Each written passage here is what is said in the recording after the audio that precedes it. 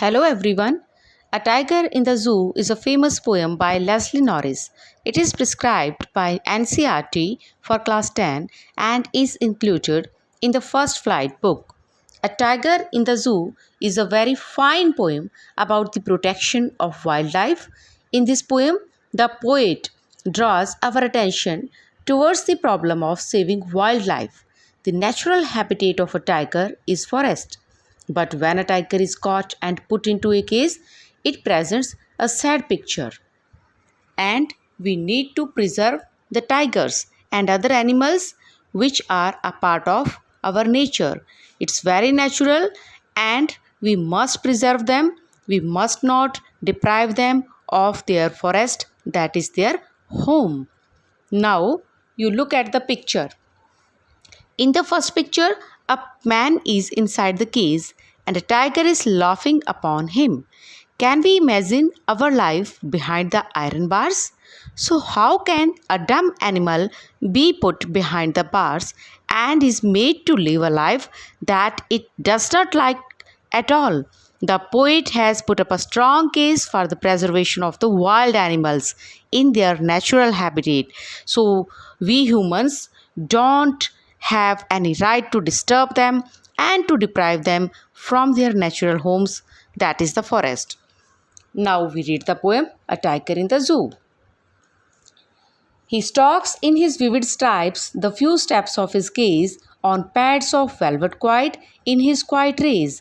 In this poem, the tiger is contrasted into different situations. The first situation takes us into a zoo and the other situation takes us into the forest. So this is the first situation in which the tiger is behind the bars in a cage.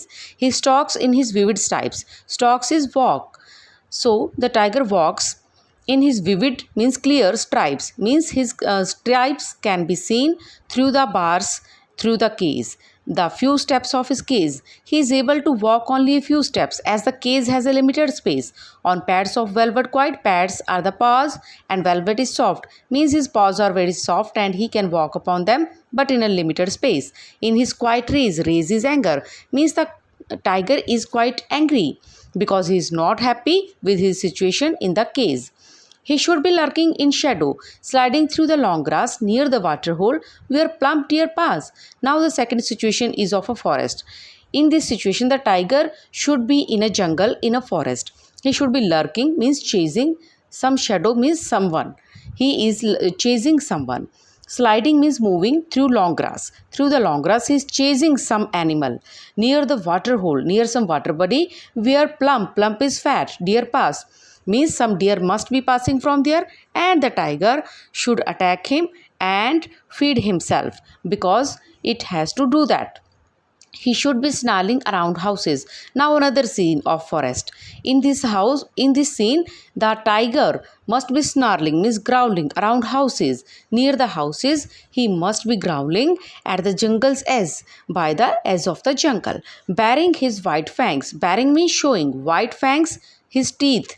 So he shows his white teeth, his claws also, and terrorizing the village. And the whole village is in that terror because tiger is a fierce animal. So this is the situation in the forest. In the forest, he lives like a king, but in the zoo, his freedom is curtailed. Now we move again to the zoo, but he is locked in a concrete cell, his strength behind the bars, stalking the length of his cage, ignoring visitors. Now he is locked in the concrete cell.